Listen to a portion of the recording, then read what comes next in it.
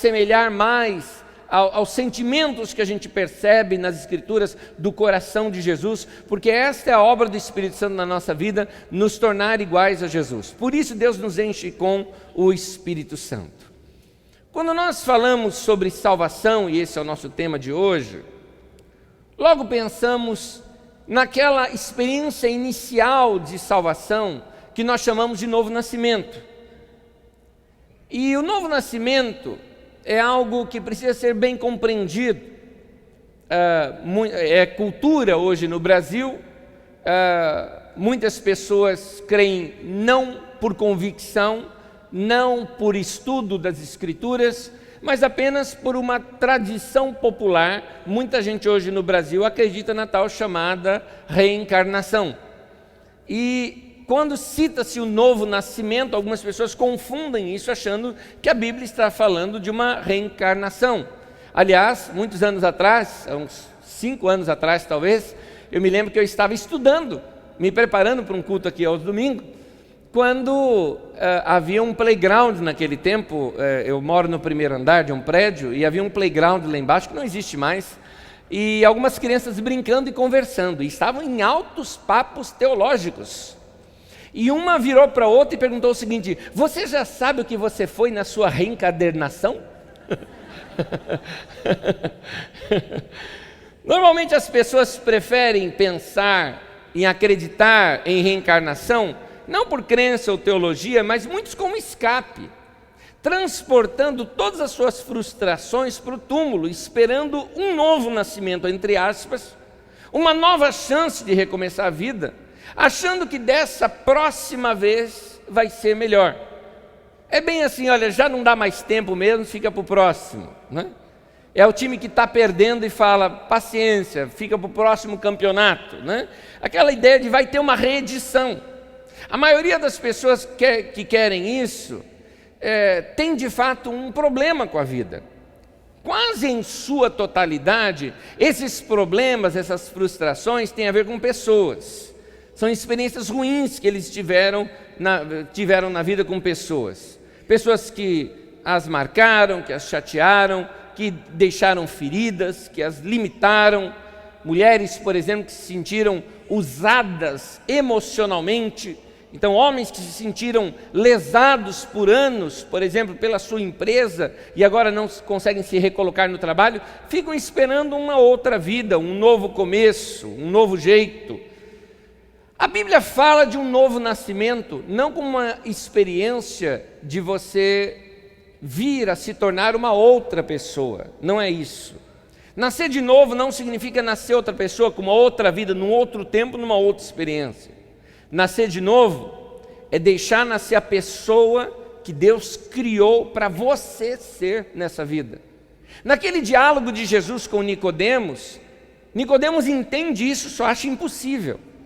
Ele fala, tá bom, Senhor, entendi o que o Senhor está querendo dizer com nascer de novo, que eu preciso nascer de novo, mas como é que eu vou voltar no ventre da minha mãe? Veja bem, ele não estava pensando numa nova vida, numa outra família, com outro nome, com outras características e outra personalidade. Ele estava dizendo dele mesmo, ele entendeu a mensagem de Jesus. Ele só não entendeu como seria factual aquilo, como aconteceria aquilo com ele. Novo nascimento também não é simplesmente mudança de comportamento.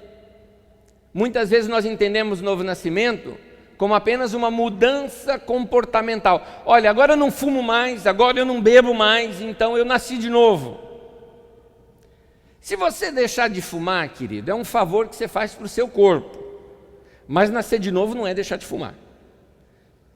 Nascer de novo, segundo as Escrituras, segundo até o que o próprio Senhor Jesus ensinou em João capítulo 3, é nascer do coração, vem do Espírito. É a obra do Espírito Santo na nossa vida. É chamado de regeneração, nascer de novo. É um trabalho interior do Espírito Santo na nossa vida, faz você nascer de novo. Agora, aqui que eu quero chamar a atenção, faz nascer você novo, não outra pessoa. Onde eu quero chegar é que muitas vezes nós temos a ideia de a pessoa que foi salva, a pessoa que passou pelo novo nascimento, ela se torna uma outra pessoa. Eu entendo isso pelo fato de que a pessoa tem tantas melhoras na sua vida, que você fala, ele não é mais o mesmo. Verdade, mas não completa. Ainda é a mesma pessoa que está lá. Porque Deus criou você para ser você mesmo. Não tem por que razão Deus pegar uma pessoa e desfazê-la para criar uma outra no lugar. Senão, por que Ele não criou já essa outra? Então, o novo nascimento, ou a salvação, vou começar a chamar como está o título de hoje, ela opera em nós para nos levar a ser aquilo que seria o nosso padrão original.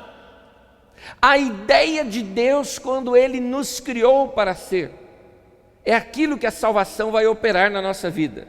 Estou ainda construindo o pensamento, estou na minha introdução aqui. Em Romanos 8, versículo 29, pode acompanhar aqui o texto comigo na tela. Pois aqueles que de antemão conheceu, também os predestinou para serem conformes à imagem de seu Filho, a fim de que ele seja o primogênito entre muitos irmãos. Note que o propósito de Deus para a nossa vida é nos tornar semelhante a Jesus. Deus nos deu esse destino. Este é o destino maior para a nossa vida. Esse é o grande plano de Deus para a nossa vida. É nos tornar semelhantes a Jesus. Mas, muitas vezes nós chegamos a pensar assim, então, se eu vou tornar semelhante a Jesus, meu irmão também vai se tornar semelhante a Jesus, nós vamos se tornar semelhantes uns aos outros. Sim e não. Sim na questão que vamos aprender tantas coisas do Senhor Jesus, que vamos falar a mesma linguagem, vamos nos assimilar um com o outro. Mas Deus não está criando soldadinho de chumbo. Deus não está destruindo nosso jeito de ser e nossa personalidade. Deus nos fez indivíduos. Porque se ser cristão significa ser todo mundo igual, isso está contrariando um outro princípio das Escrituras, que é o princípio da diversidade. A multiforme sabedoria de Deus. Deus te fez diferente, Ele te fez diferente propositadamente. Então, ser semelhante a Jesus significa, na verdade, que cada vez mais eu vou redescobrir, vai ficar mais claro para mim, esta imagem de Deus que eu conheço em Jesus, que foi impregnada na minha vida, que está dentro da minha vida, e que eu preciso me tornar mais este ser que está lá dentro. Essa vontade de Deus para nós está lá dentro. Ser cada vez mais autênticos, ser cada vez mais nós mesmos. C.S. Lewis fala isso, um grande pensador cristão. Ele fala que o sal, por exemplo, citando sobre esse assunto, ele fala, quando você joga sal na comida numa proporção ideal, ele não vai deixar tudo com gosto de sal, ele vai ressaltar o sabor de cada elemento daquela comida. É assim que Cristo faz em nós. Quanto mais de Jesus eu tiver na minha vida, mais Ele vai ressaltar aquela pessoa que eu sou lá dentro, que você é lá dentro. Ele colocou dons, talentos, características suas que são individuais, são únicas. E Deus quer trazer à tona isso que tem dentro de você. Ser como Jesus, descobrir este eu verdadeiro, criado por Deus em nós, sem máscara. Esse é o processo de vir a ser como Jesus, é vir a ser autêntico. Por que Jesus causou o impacto que causou no seu tempo? Porque Ele era autêntico. Ele era original. E é nesse sentido que nós precisamos ser semelhantes a Jesus, sermos originais, sermos nós mesmos. Ao longo da nossa vida, como uma cebola, vão criando cascas e mais cascas ao redor de nós, até que chega um tempo que a gente já não é mais a gente mesmo.